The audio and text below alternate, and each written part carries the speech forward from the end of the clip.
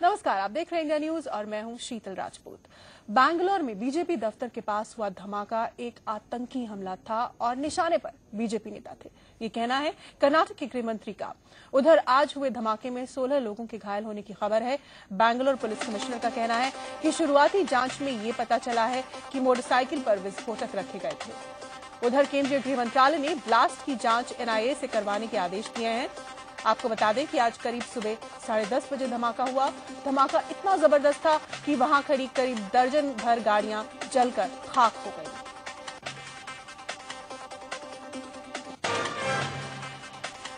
DGP लाल पहाड़ ने धमाके के बारे में पूरी जानकारी दी, आइए आपको सुनवाते हैं। Today morning at about 10:30 a.m. there was a blast here at this spot in Malleshwaram. Due to the blast, there are 16 persons injured, 8 policemen who are on duty serious and nobody is critically injured. They are all treated in the hospital. केंद्रीय गृह राज्य मंत्री RPN Singh ने कहा कि वो राज्य police की रिपोर्ट का इंतजार कर रहे हैं, साथ ही पता लगाने की कोशिश कर रहे हैं कि ब्लास्ट के पीछे कौन है और उनका क्या मकसद है। जांच चल रही है, जैसे हमारे पास विस्तृत जानकारी होगी हम आप सबको बताएंगे। पर इस मौके पे मैं चाहूंगा कि शांति हम सब बनाए रखें और र्यूमर मॉन्गरिंग पे, अफवाहों पर इस अफवाहों को हम तेज गति न दें और जब तक हम पे पूरी जानकारी नहीं हो सकती है इस समय कुछ बोलना वैसे संभव नहीं। अच्छा, आरपीएन साहब, इनिशियल रिपोर्ट क्या है इस तरह के, मतलब धमाके से इनका देखिए कुछ भी हो सकता है इस मौके पे।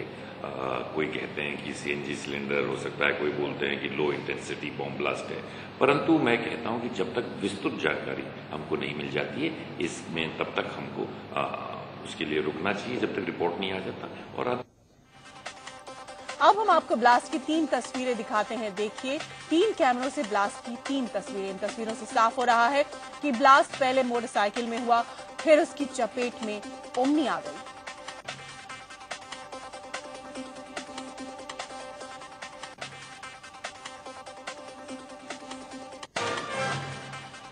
बीजेपी दफ्तर के बाहर आज 17 अप्रैल को ब्लास्ट हुआ है। आज से 3 साल पहले 2010 में भी ऐसा ही ब्लास्ट हुआ था और जगह थी चिन्नस्वामी स्टेडियम। ऐसे में सवाल उठना लाजमी है कि आखिर बैंगलोर में ब्लास्ट का ये 1704 यानी 17 अप्रैल कनेक्शन क्या है।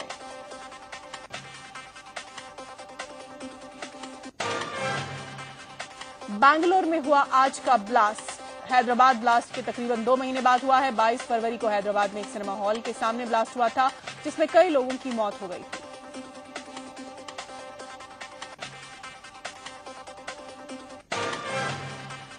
संजय दत्त को सुप्रीम कोर्ट ने बड़ी राहत दी है। कोर्ट ने मानवीय आधार पर संजय दत्त को 1 महीने की राहत दी है, यानी अब संजय दत्त को 16 मई को सरेंडर करना होगा।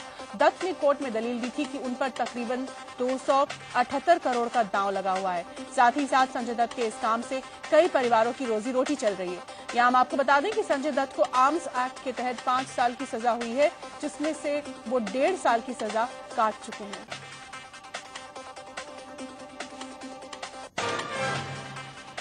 संजय दत्त को तो राहत मिल गई, लेकिन 1993 के मुंबई बम धमाका केस में ही हथियार रखने की दोषी जैबुनिसा को सरेंडर करने के लिए और वक्त दिए जाने की अर्जी को कल सुप्रीम कोर्ट ने खारिज कर दिया था।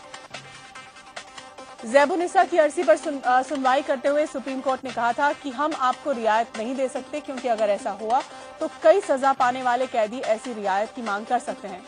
जैबुनिसा को गैर कानूनी रूप से हथियार रखने का दोषी पाते हुए सुप्रीम कोर्ट ने 5 साल की सजा सुनाई है। जैबुनिसा को 18 अप्रैल तक सरेंडर करना है। इसी मामले में इशाक मोहम्मद और शरीफ अब्दुल की याचिका को भी सुप्रीम कोर्ट ने खारिज कर दिया है।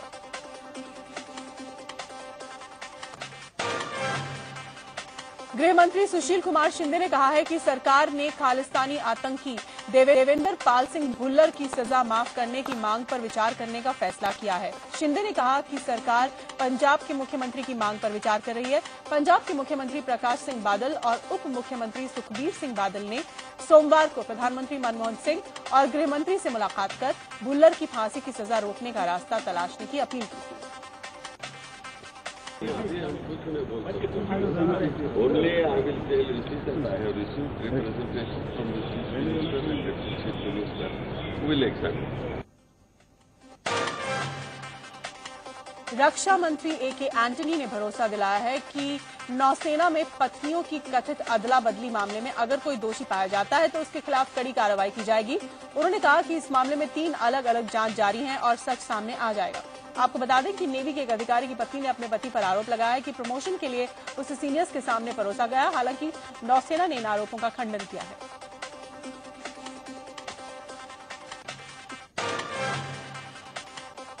ओलंपिक्स में देश के लिए ब्रॉन्ज मेडल जीतने वाले बॉक्सर विजेंदर सिंह को बड़ी राहत मिली है। विजेंदर के डोप टेस्ट की रिपोर्ट्स नेगेटिव आई हैं। इससे साबित होता है कि उन्होंने कोई भी प्रतिबंधित पदार्थ नहीं लिया है, जिनमें हेरोइन भी शामिल है। आपको बता दें कि करोड़ों के हेरोइन केस में विजेंदर का नाम भी सामने आया था और खेल मंत्रालय के कहने पर नाडा ने विजेंदर का डोप टेस्ट लिया था।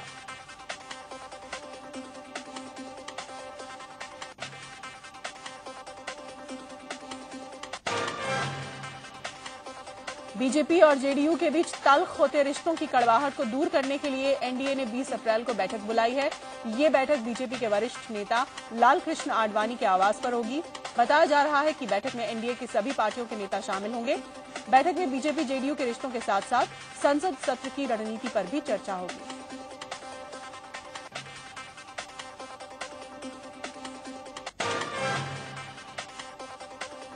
जेडीयू के बाद अब शिवसेना ने बीजेपी से पीएम उम्मीदवार के बारे में पूछा है। सामना में शिवसेना प्रमुख उद्धव ठाकरे ने बीजेपी से सीधा सवाल किया है। शिवसेना ने पूछा है कि क्या नरेंद्र मोदी पीएम पद के उम्मीदवार हैं। इसी लेख में उद्धव ठाकरे ने बीजेपी से ये गुजारिश भी की है कि पीएम पद को लेकर गतिरोध जो है उसे खत्म करना चाहिए।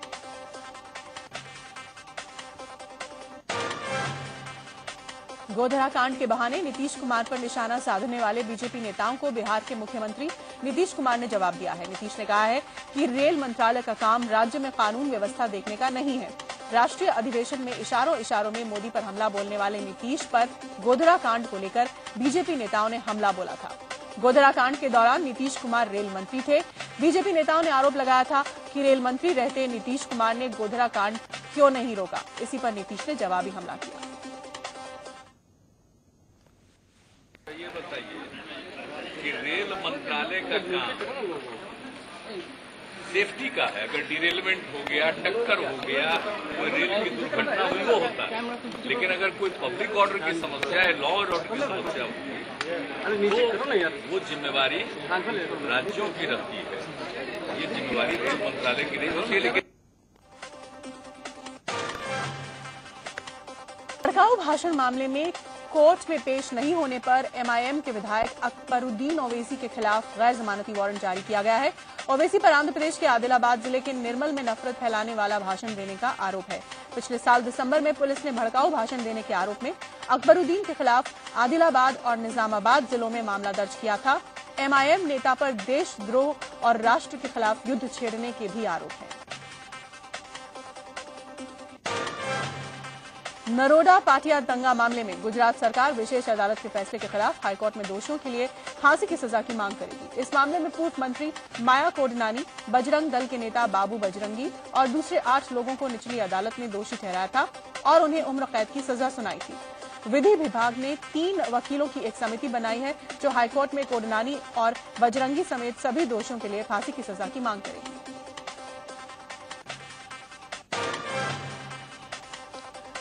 बीएसपी सुप्रीमो मायावती मंगलवार को एक बार फिर अखिलेश सरकार को गुंडों बदमाशों की सरकार बताने से नहीं चुकी।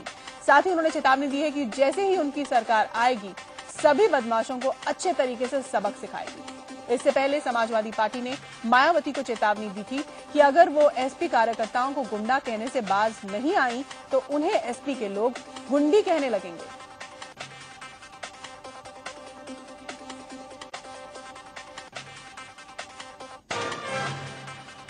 मायावती के हमले को समाजवादी पार्टी ने उसकी बौखलाहट बताया है। पार्टी के राष्ट्रीय महासचिव राम आसरे कुशवाहा ने मायावती को संभल कर बोलने की नसीहत दे डाली।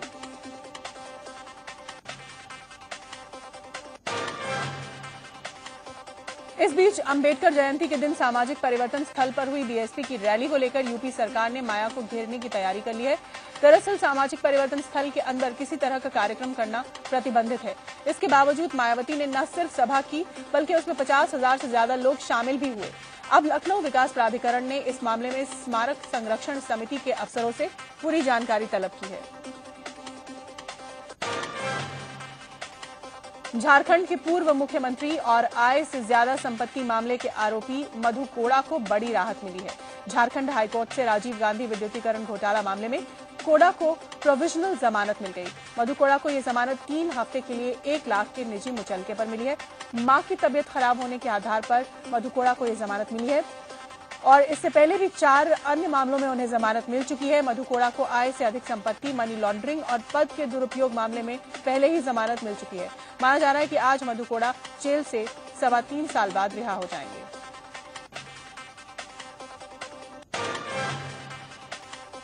पश्चिम बंगाल के North Bengal Medical College Hospital में एक एसएफआई कार्यकर्ता को जंजीर से बांधकर रखने का मामला सामने आया है। संतोष साहनी नाम का ये लड़का वही एसएफआई कार्यकर्ता है जिसे सिलीगुड़ी में तृणमूल कांग्रेस के कार्यकर्ताओं के साथ झगड़े के बाद 10 अप्रैल को गिरफ्तार किया गया था। संतोष साहनी की तबियत बिगड़ने के बाद उसे नॉर्थ बंगाल मेडिकल कॉलेज में भर्ती कराया गया, लेकिन वहां उसे बिस्तर पर जंजीर से बांधकर रखा गया। संतोष साहनी बीए फर्स्ट ईयर का स्टूडेंट है और सिलीगुड़ी के सूर्यसेन कॉलेज में पढ़ता है। किसी बात को लेकर टीएमसी कार्यकर्ताओं से उसकी लड़ाई हो गई थी, जिसके बाद पुलिस ने उसे गिरफ्तार कर लिया था।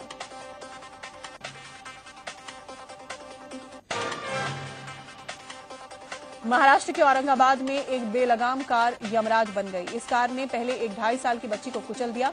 बच्ची की मौके पर ही मौत हो गई। इसके बाद इस कार ने बाइक को टक्कर मार दी, जिसमें बाइक सवार समेत 3 लोग घायल हो गए और फिर ये कार एक दुकान से जा टकराई। सीसीटीवी फुटेज में आप देख सकते हैं कैसे ये कार ट्रैफिक कानून को तोड़ते हुए आगे बढ़ती चली गई और सड़क पर चल रहे बाप बेटी को कुचल दिया। पिता के सामने 2.5 साल की बेटी ने तड़प तड़प कर दम तोड़ दिया। यह दर्दनाक हादसा हुआ औरंगाबाद के टीवी सेंटर चौक पर। पुलिस ने कार में बैठे दोनों लोगों को गिरफ्तार कर लिया है।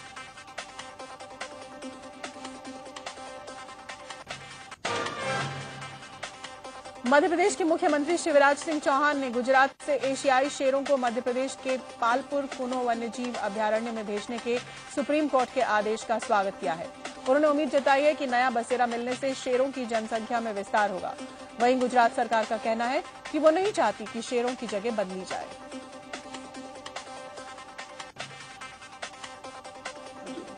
जो जजमेंट दिया है वो पूरा जजमेंट हमने नहीं देखा है, मिला भी नहीं है। उसका अभ्यास करके आगे क्या करना वो हम देखेंगे, लेकिन हम चाहते हैं कि लायन गुजरात में ही रहे, गिर में ही रहे। यूपी के चंदौली जिले में नाबालिग लड़की से शादी रचा रहे एक डीएसपी को गिरफ्तार किया गया है। छत्तीसगढ़ के बिलासपुर में तैनात प्रद्युम्न कुमार यादव नाम का ये डीएसपी अपने से 37 साल छोटी लड़की से शादी रचाने जा रहा था। गांव वालों से मिली शिकायत के बाद पुलिस ने मौके पर पहुंचकर यादव को गिरफ्तार कर लिया। आरोपी डीएसपी ने सफाई दी है कि इस बात की उसे जानकारी नहीं थी कि लड़की नाबालिग है। उधर लड़की के पिता का कहना है कि पैसों की तंगी की वजह से वो अपनी बेटी की शादी डीएसपी से करने को राजी हो गए थे। हैरानी की बात यह है कि डीएसपी प्रद्युम्न यादव की ये तीसरी शादी थी। उनकी पहली पत्नी की मौत हो चुकी है, जबकि दूसरी छोड़कर जा चुकी है। लड़की की उम्र जो है जब स्कूल से चेक कराई गई तो वो 99 की पैदाइश थी लड़की की, मात्र 14 वर्ष की उम्र है। और जानकारी से ये पता चला है कि वो व्यक्ति जो है वो रहने वाले तो बलुआ के हैं, लेकिन वो छत्तीसगढ़ प्रदेश में रायपुर में डिप्टी एसपी के पद पर नियुक्त हैं। इसकी जांच की जा रही है और इन लोगों के खिलाफ मुकदमा कायम करके इन पर कार्रवाई की जा रही है। लड़की को मैंने देखा भी 10 मिनट पहले एक जगह पे, लेकिन क्योंकि लड़की घूंघट में थी तो मैं लड़की का चेहरा नहीं, हाइट से मैंने अनुमान लगाया कि लड़की 21-22 साल की होनी चाहिए। आज भी मेरे को बालिग ही बताया जा रहा है। दिल्ली के बादली इंडस्ट्रियल एरिया में हुए हादसे के दौरान एक मजदूर की मौत हो गई। खबर के मुताबिक लोहे का सामान बनाने वाली एक फैक्ट्री में बॉयलर फटने से फैक्ट्री की छत गिर गई, जिसके मलबे में दबने से एक मजदूर की मौत हो गई। बॉयलर फटने से इतना तेज धमाका हुआ कि आसपास की दूसरी फैक्ट्रियों की इमारतों में भी दरारें आ गई।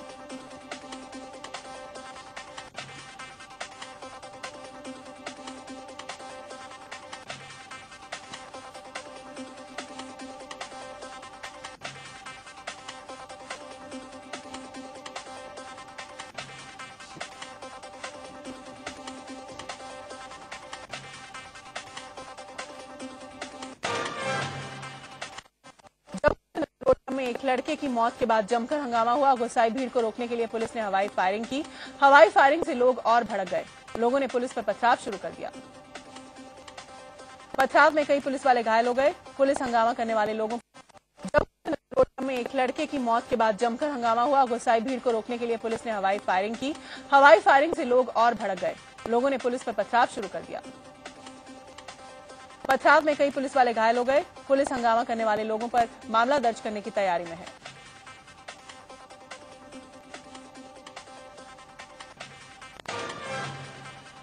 दिल्ली से बिलासपुर जा रही राजधानी एक्सप्रेस के जनरेटर कोच में आग लगने से अफरा तफरी मच गई। आग उस वक्त लगी जब ट्रेन धौलपुर स्टेशन क्रॉस कर रही थी। सूचना मिलते ही मौके पर दमकल की गाड़ियां पहुंची और कुछ देर बाद आग पर काबू पा लिया गया। आग से किसी नुकसान की खबर नहीं है। आग की वजह से ट्रेन रूट बाधित रहा। प्रशासन जनरेटर बॉक्स को अलग कर ट्रेन को रवाना कर दिया। कारणों का पता नहीं चल सका है।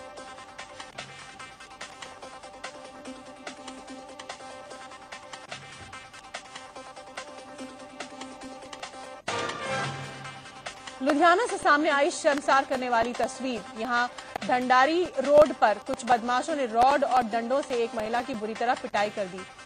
हैरानी की बात यह रही कि सड़क पर मौजूद लोग तमाशबीन बने रहे। किसी ने भी महिला की मदद की जहमत नहीं उठाई और न ही इस बारे में पुलिस को सूचना दी। बताया जा रहा है कि पैसों के लेन देन को लेकर ये पूरा विवाद हुआ।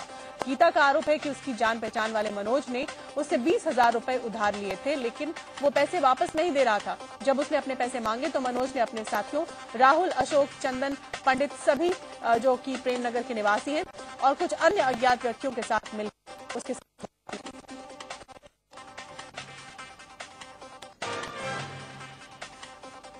फतेहगढ़ साहिब ड्रग तस्करी मामले में पुलिस ने मंगलवार को हेरोइन तस्करी गिरोह के सरगना जगदीश भोला के ड्राइवर दविंदर सिंह हैप्पी को पकड़ने का दावा किया है। पुलिस ने अब तक इस मामले में 3 एनआरआई समेत 17 लोगों को गिरफ्तार कर लिया। पुलिस ने हैप्पी के कब्जे से एफ्रिडिन बरामद की है, जिसकी अंतर्राष्ट्रीय बाजार में कीमत करीब 8.5 करोड़ रुपए की है।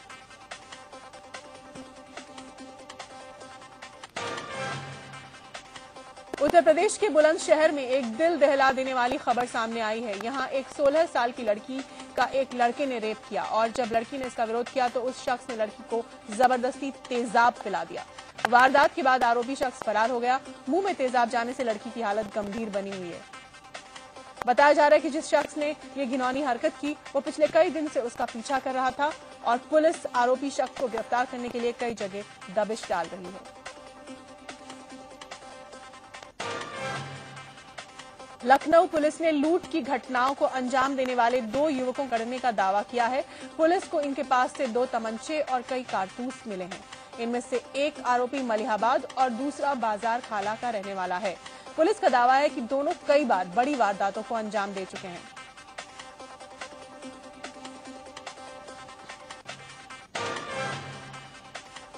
पाकिस्तान के पूर्व राष्ट्रपति परवेज मुशर्रफ की चुनाव लड़ने और पाकिस्तान की सियासत में पैर जमाने की सारी हसरतों पर पानी फिर गया है। मुशर्रफ अब चुनाव नहीं लड़ पाएंगे। चुनाव लड़ने के लिए उन्होंने 4 सीटों से नामांकन भरा था। सभी जगह से उनका नामांकन खारिज हो गया है। 3 जगह से नामांकन खारिज होने के बाद मुशर्रफ को चित्राल सीट से चुनाव लड़ने की उम्मीद थी, लेकिन यहां से भी उनका नामांकन रद्द कर दिया गया। उन्होंने चित्राल, कराची, कसूर और इस्लामाबाद से संसदीय चुनाव लड़ने की योजना बनाई थी। मुशर्रफ के वकील ने इस फैसले के खिलाफ सुप्रीम कोर्ट जाने की बात कही है।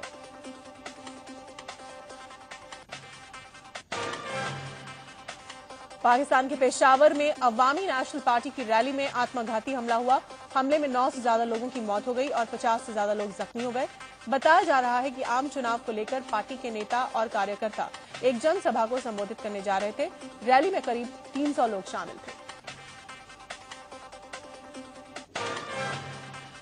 अमेरिका के बॉस्टन में हुए धमाकों में प्रेशर कुकर बॉम्ब के इस्तेमाल किए जाने की बात सामने आ रही है। इन धमाकों के पीछे स्थानीय गुटों के शामिल होने की बात की जा रही है। बॉस्टन अथॉरिटी के मुताबिक ऐसी आशंका है कि धमाकों में इस्तेमाल किए गए 2 बम प्रेशर कुकर से बनाए गए थे।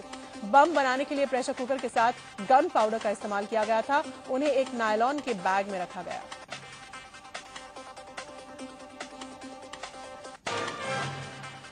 और बॉस्टन मैराथन में हुए हमलों की जांच FBI ने शुरू कर दी है। शुरुआती जांच में इस हमले को संभावित चरमपंथी हमला बताया जा रहा है। प्रेशर कुकर बॉम्ब होने की आशंका के बीच FBI ने इसकी जांच के लिए सैंपल ले लिए हैं। बॉस्टन की पुलिस के मुताबिक उनकी टीम दिन रात काम में लगी हुई है। सभी छुट्टियों को रद्द कर दिया गया है। सोमवार को हुए धमाकों में 3 लोगों की मौत हो गई थी, जबकि 140 जख्मी हो गए थे। घायलों में कई लोगों की हालत गंभीर बताई जा रही है।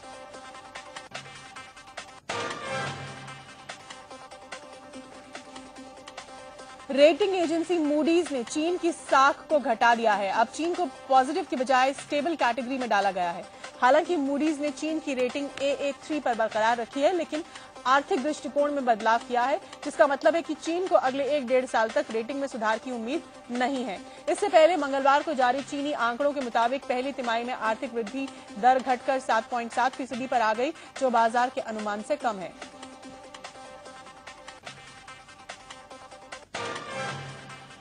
IPL 6 में दिल्ली का दम निकल गया है। मंगलवार को हुए एक अहम मुकाबले में दिल्ली को फिर हार का सामना करना पड़ा। दिल्ली की ये लगातार 5वीं हार है। इस हार के साथ ही दिल्ली IPL 6 से बाहर होने की कगार पर है।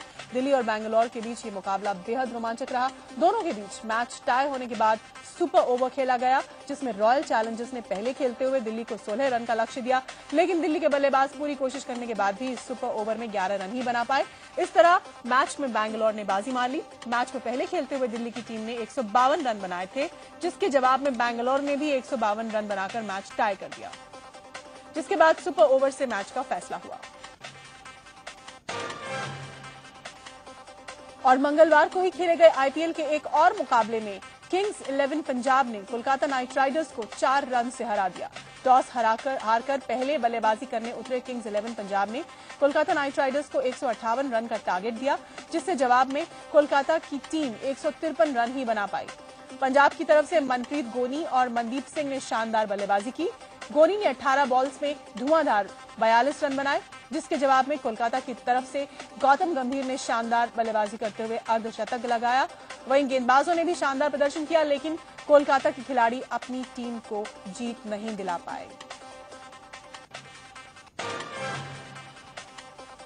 पंजाब के हाथों कोलकाता नाइट राइडर्स को भले ही हार का सामना करना पड़ा हो, लेकिन नाइट राइडर्स के बॉलर सुनील नरेन ने अपनी स्पिन पर एक समय पंजाब को नचा दिया था। मोहाली के PCA स्टेडियम में उन्होंने किंग्स 11 पंजाब के 3 बल्लेबाजों को एक के बाद एक पवेलियन का रास्ता दिखाकर हैट्रिक बनाई। नरेन की लगातार 3 गेंदों पर डेविड हसी, अजहर महमूद और गुरकीरत सिंह आउट हुए।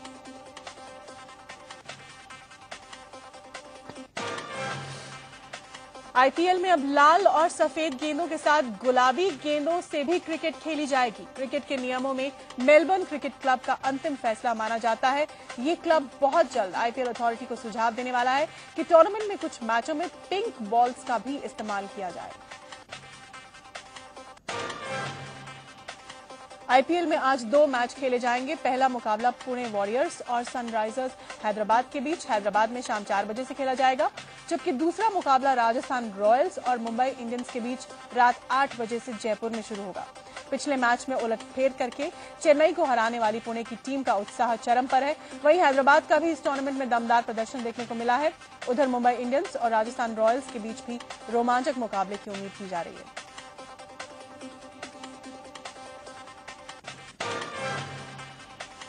अब कुछ और खबरें। जयपुर के एक अस्पताल में इलाज करा रहे फिल्म अभिनेता श्री बल्लभ व्यास की मदद के लिए आमिर खान आगे आए हैं। आमिर ने बल्लभ के परिजनों से मुलाकात की और उन्हें आर्थिक मदद दी। आमिर अपनी फिल्म की शूटिंग के सिलसिले में राजस्थान आए थे। इसके अलावा फिल्म अभिनेता अक्षय खन्ना ने भी उन्हें आर्थिक मदद दी है।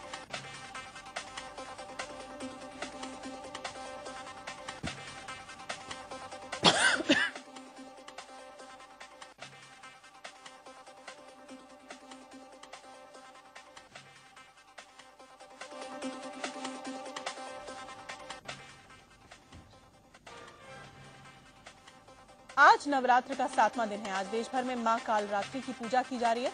आज के दिन मां कालरात्रि की पूजा का खास महत्व है। ऐसा माना जाता है कि मां के इस रूप की पूजा अर्चना करने से सभी पापों से मुक्ति मिलती है और दुश्मनों का नाश होता है।